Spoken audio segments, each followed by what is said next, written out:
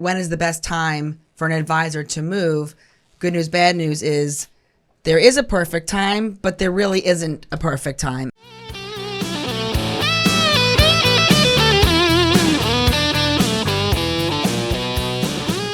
Welcome to Advisor Talk with Frank LaRosa, brought to you by Elite Consulting Partners. It's the only podcast offering unfiltered guidance and the direct advice for all things concerning financial advisors, RIAs, and the practitioners in the wealth management business. And now, welcome to the show.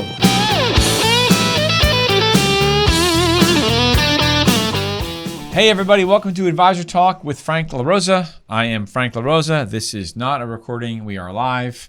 And I'm with my co-host, Stacey Frank. How you doing? I'm doing great. Happy to be back as always. Thanks for listening. All right, great. I'm looking at you. I'm glad I didn't wear blue today because we would have been, I think the last time a couple of blueberries. We were both wearing blue. I'm wearing my black swag. For those of you that are not looking at us on YouTube, you should check us out on YouTube. Advisor Talk with Frank LaRosa on YouTube, and you'll get to see what our swanky looking studio looks like. Well, you match the sign, I match the walls. There you go. It all works. Good. Anyway, so today, excuse me, today we are going to talk about, as we are sort of heading into Q4, and a lot of people spend some time talking about the year-end planning or next year's planning, and one of the conversations that always comes up is what should we be doing next year, right? There's really two things that take place there. It's is the firm that I'm at today the firm that I want to be at next year? And that's where we're seeing a lot of activity with clients that are having those conversations right now, right? Because you sort of like planning to plan in a way, right? Not like having a meeting to have a meeting, but planning to plan, because as you head into the fourth quarter, which is like some of the things that we're doing, you have to have an agenda for what your fourth quarter meeting is going to be about. Generally, your fourth quarter meeting should be about your 2020, in this case, 2026 plans, right? And so if you're an advisor and you're thinking about should I or shouldn't I make a move, you have to start thinking about that now. But the other thing that we are talking about, and we're having a lot more conversations about, is, hey, I already have a deal. I already know I'm moving. I've already engaged with the firms that I'm interested in. Now it's just a timing thing. And so this time of the year is a very interesting period of time because there's still time, if you're engaged with clients, to make a move before the end of the year. And there's a list of we usually hear a couple of different theories or ideas, rationales on what drives timing. And so, Stacey's going to go over a couple of those and then we'll just sort of banter back and forth about how that affects the move, how it doesn't affect the move. One of the things that people ask me is, if I leave before the end of the year, will I get a better deal? Mm-hmm. And generally the answer is yes, but it's general. It just depends. Yeah, and I think we get the question all the time, and that's just good news, bad news. When is the best time for an advisor to move? Good news, bad news is there is a perfect time, but there really isn't a perfect time. And so we can constantly go back and forth and everyone has their philosophies on why it should be the beginning of the year, the middle of the year, after tax season, pre-tax season, holidays, summer vacation.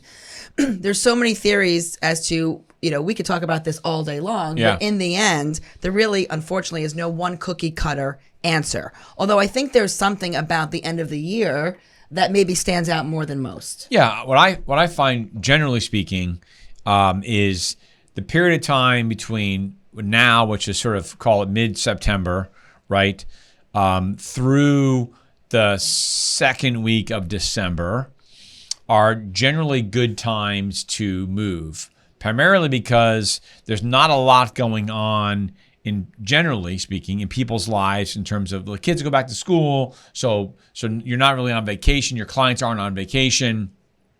Even Thanksgiving, what we have found is that's a big time to move because people aren't really going away for a long period of time around Thanksgiving. They go for like a long weekend. Yeah, because the holidays are coming up. Because the holidays are coming up, right? And so what we found over the years, and I've been doing this a long time, is that period of time is actually a really good time to move because your clients are generally around, right?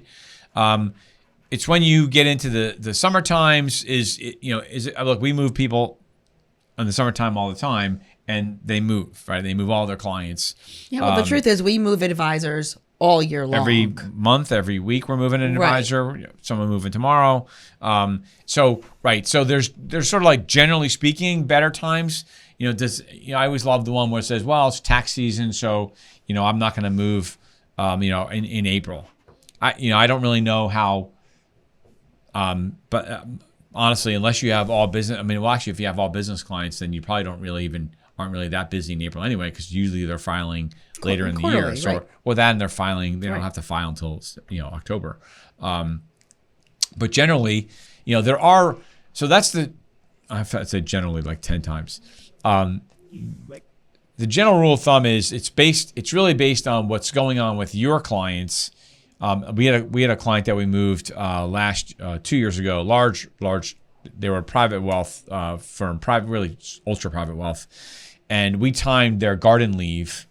They said they had a 60-day garden leave, and we timed their garden leave based on at the end of the year, so like December to January, right? Because they knew that at that point their ultra high net worth clients generally sort of like go overseas. They're traveling for the holidays, so they get all their tax stuff done before December. They did all of the things that they were required to do for their clients, and then while their clients were traveling around Europe and all that other stuff, they were on their garden leave.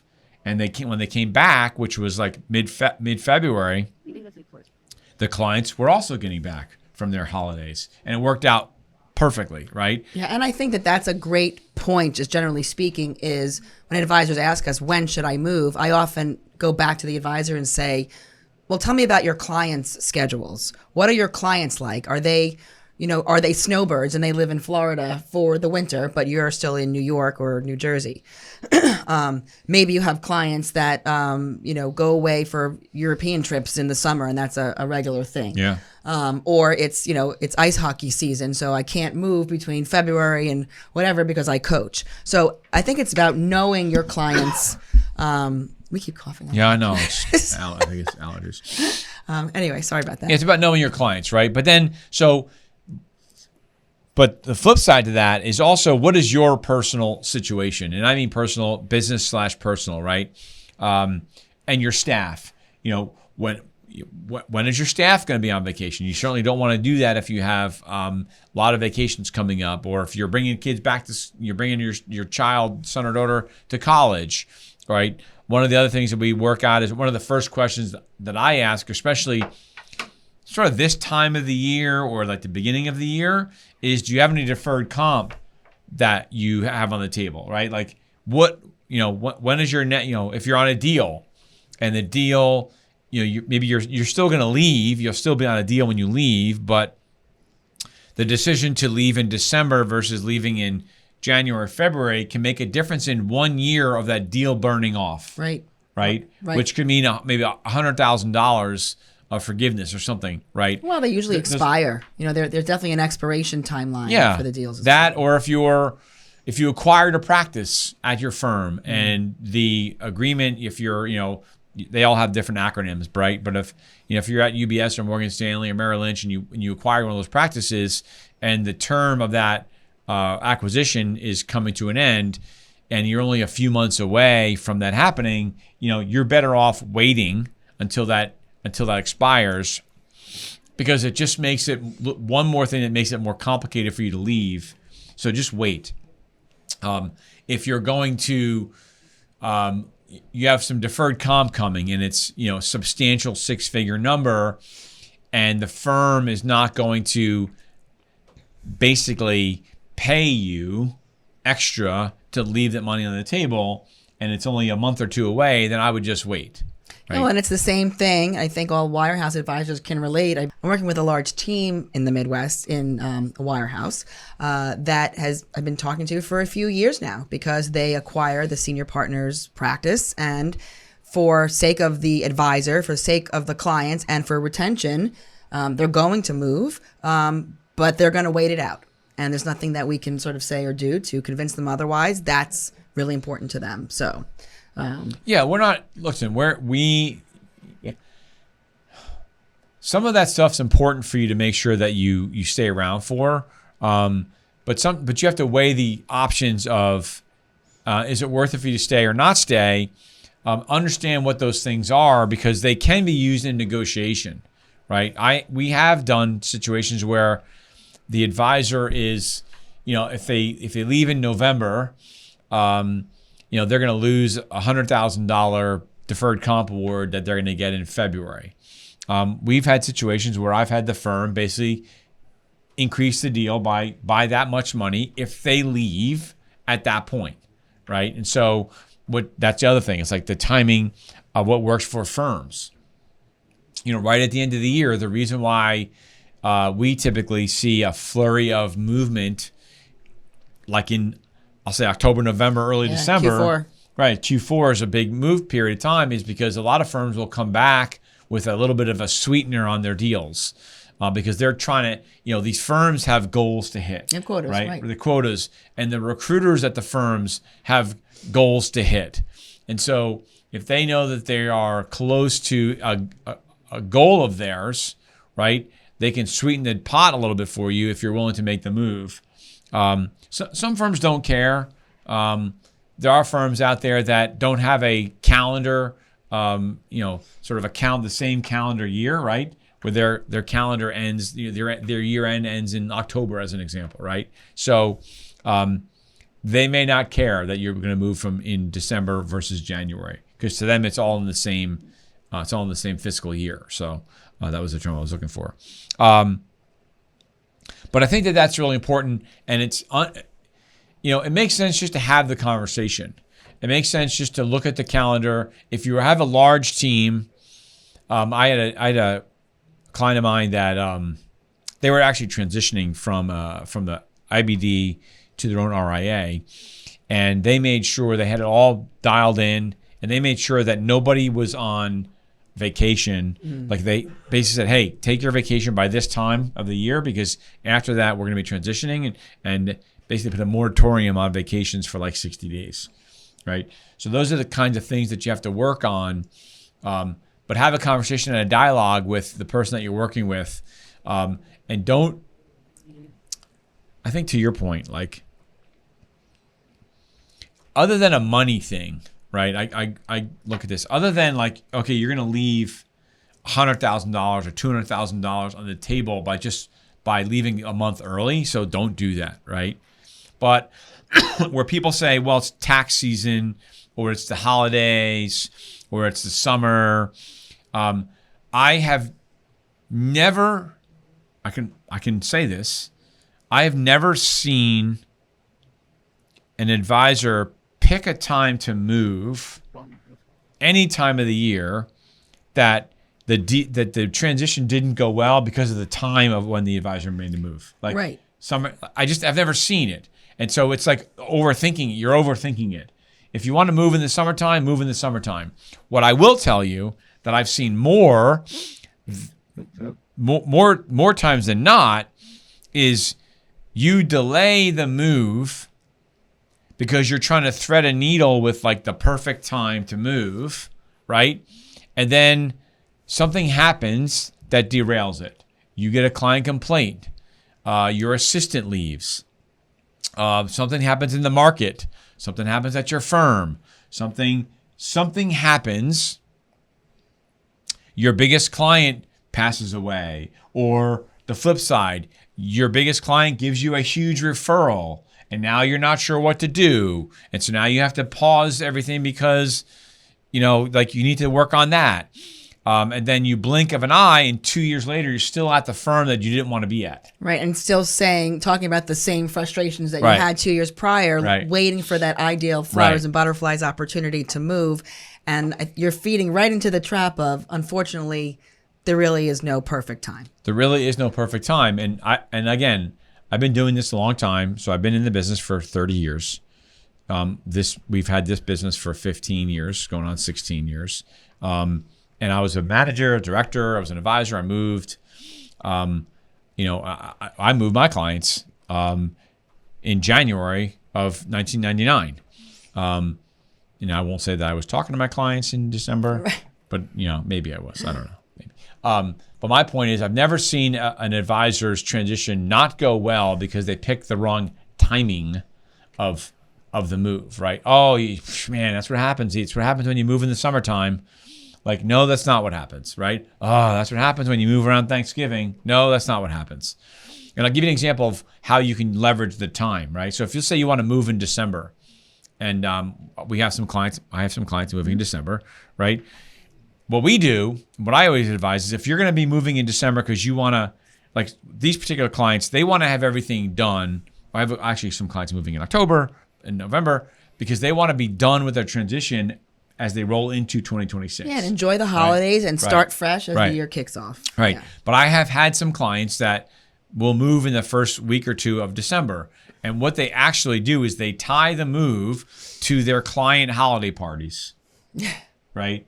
So they know they already have the holiday parties on the calendar, meaning they invite clients in, they do an open house, they have all the celebration.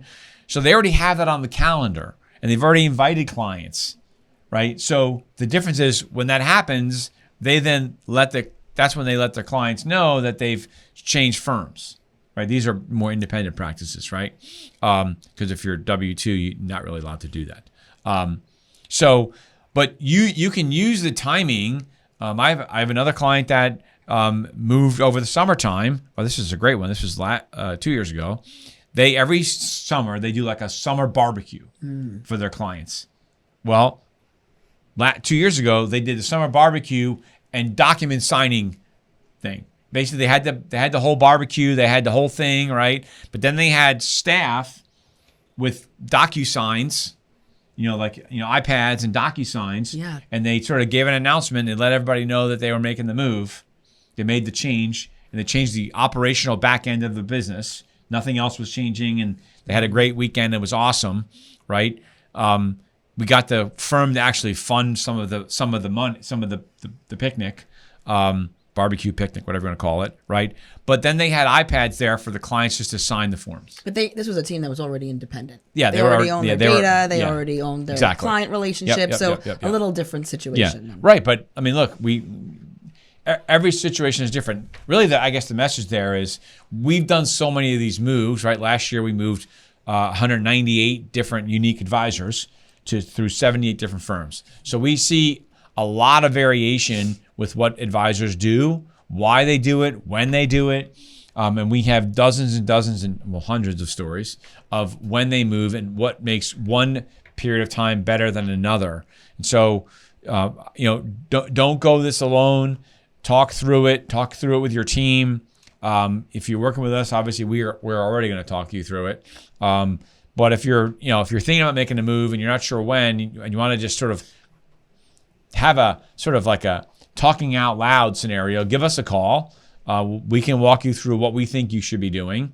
There's no pressure to do anything with us. We'll just sort of give you some advice on, hey, based on what you're telling me, if I were you, I would do this. This is when I would move. Well, and there's certain things like you want to be able to pick a starting point. Let's say your transition time is October 1st, then usually 60 to 90 days prior, we're starting to engage with you in certain critical things you should be doing with your business. But we can do that at any time of the year. If it's January, then it's 60 to 90 days prior to that, or 45 days, or whatever it is. But we can pick that date that's good for you and your staff and work backwards. Yeah. So that exercise can happen at any point of the year. That wouldn't change. Right. Yeah, we actually had the client I was referring to that when eventually went RIA, this was the second step in their process. The first part of the process was they left Finet. This was several years ago. And it was really a two-step process to get them to be an RIA. But the first process was to leave Finet channel and go to a truly independent broker-dealer. And they do a ton of retirement plan business. A lot of 338 fiduciaries, so they work with a lot of corporate plans. And while we were going through the process of when to make the move, we were actually looking at when do they collect all their retirement plan fees. And what we realized was, and this was 6 months into, not 6 months in, but we've been working for like 4 years. They finally made their decision. And then earlier in the year, when we were thinking about timing, which was going to be more than the beginning of the year, they realized that they had a lot of retirement plan business coming in at the end of the third quarter. So right about this time of the year. So they changed their transition date from March to October, right? Because it was multiple six figures, right? And they were already going independent, so there was no way that where they were going, they were going to be able to match that. But that was okay. But it was a great exercise for us to go through because it sort of didn't dawn on them what was going to happen, right? And the firm was okay with it. The firm wasn't like, hey, your deal's going to expire. We see that all the time with firms. Yeah, it's reasonable. They pressure you. That's the other thing too. We should have mentioned this. A lot of times a firm will give you a deal and they'll say to you, oh, this deal is good for 60 days. And generally speaking, good firms, at least during the course of the year, right? Unless something dramatic happens at the firm, right? They're not going to completely change your deal when they sort of like the term in the written offer expires. Yeah, and I think, at least in my experience, if the firm knows that you're committed, that your intentions are there, and you're doing everything you're supposed to be doing, attending transition meetings, Right. setting up things for your clients, protocol spreadsheet, whatever it is, as long as they're seeing your intentions progress forward. I mean, I've had teams, push their start date off 6 months, 10 months, a year. As long as they're seeing that progress, then I think there's definitely some, at least negotiation conversation there. Right. I haven't really seen this in the, where it can change, and I have seen this primarily in the wire world, is when you get to the end of the year and a firm does say to you, listen, this offer expires December 31st because the firm doesn't know what their capital is going to be in the next year, right? I had an advisor that basically, we negotiated a really, really strong deal with a wirehouse firm. I won't name the firm because I don't want to sort of throw them under the bus because it's a good firm. And things changed. And the market adjusted a little bit. Excuse me. And the deal changed in January, like pretty substantially. Yeah. Well, and the advisors had to walk away from it. And it was a monster deal that they were being offered. And they just thought that, the deal will be there. And the manager at the firm was saying, I can't promise you that. I can't guarantee that. It might change. It might change. It might change. And sure enough, it changed. Yeah. Well, again, it's just the concept that every situation is unique. Right. I think the firms want to see the commitment, the motivation, and then that's where we have leverage. But if there's stalling, if there's just using a deal as leverage, and they sense that's where maybe they get a little more, a little nervous. Yeah, look, I've had some firms. I work with one right now. The client's leaving in a couple of weeks, and they gave them the written offer, and they had supposed to be sign it, and the firm's like, you don't have to sign it. Like it's because even if you sign the like written LOI offer, the LOI, right? The firm can't hold you to it, right? They can't like say, oh, you signed, you have to move with us now, right? They're just looking for the sort of the proverbial, sort of like I don't know what you want to call it, but the commitment, the mental commitment that you wrote down. Yes, I'm agreeing to these terms, and I'm going to move at this date. Because we see a lot of times that the date that you initially start at tends to move a little bit, right? Yeah. You have a client moving tomorrow that moves their date up. Yeah. Don't know why, but they move their date up, just right? Enthusiasm. Literally just enthusiasm. Listen, that's something that I've said to people before. Like once you've made your, like there's an emotional evolution, right? Every advisor gets to a point where they make a decision that they want to leave. So like I want to leave. They don't know where they're going to go, but they've made this emotional switch to not be at the firm that they're at. And that's so they engage with us, which is great. But then we go through a process, and once you've made the decision that this is the firm I want to leave, and this is the firm I'm going to go to, my advice to everybody is just barring some of these one-off situations, like, Yep. don't leave if you 2 months early if you're going to leave $300,000 in deferred comp on the table. Like, don't do that. It's stupid, right? But we don't see that often. Because usually you leave a little bit of deferred on the table, but the firm that you're going to is giving you a lot of money, which is why they're giving you a lot of money. I think advisors forget that. The reason why firms are giving you all this money to move is because there's a give back on your side when you leave. There's deferred comp. There's lost revenue downtime for the 30, 60, 90 days that you're moving your practice, right? You're making a little bit less money. That's where the money is coming from. For those that haven't been in the business a long time, that's the genesis of where these deals came from. Yeah, and I think with this particular instance, the advisor was just felt like he was just kind of stalling and waiting, and felt like he was sort of living a double life. Like, I'm at this firm, I already know I don't want to be at. The deal is in place. My support and transition is in place. What am I waiting for? Just want to go. Like, it was just delay and stall. Right. And so that's where I'm going with this. Like, once you've made that decision and you selected the firm, just go. There's emotional baggage that you then carry with you, and a little bit of stress and anxiety, right? Like, okay, what if I get a referral? What if something happens? What if a complaint comes in? All of those things, I have seen all of those things happen. And once you've made your decision and you feel good about your decision, just go. Rip the Band-Aid off and go. You'll survive. I'm not saying rush. Yeah. Right? But you have that 90 days. I generally tell advisors, give yourself, once you've made the decision, I say, once you shake their hand, give yourself 90 days. That's more than enough time. Yeah. Most firms can do it in 60 days or so. But, just don't keep kicking the can once you've made the decision, because stuff happens all the time. And the longer you wait, the higher the risk of somebody finding out, because you're going to be talking about it with people. It's just gonna come out, and then you're gonna be in a situation where, and I actually working with a client right now that is dealing with the ramifications of this, that he ended up waiting too long. The firm found out, and then essentially, I'll say, went through his stuff and found a document that probably shouldn't have been in his files. Well, human error. Human error gets in the way. Right? I'll just say a brain fart that he had from like 4 or 5 years earlier, but they used that to terminate him. And it cost him millions of dollars because he was going to go to a wire. He was going to go from one wire to another wire, and not with me. But it cost him because the new firm wouldn't take him because he got terminated. Yeah. Right? And so had he just left when he made the decision, right, and he waited too long, that wouldn't have happened. Yeah.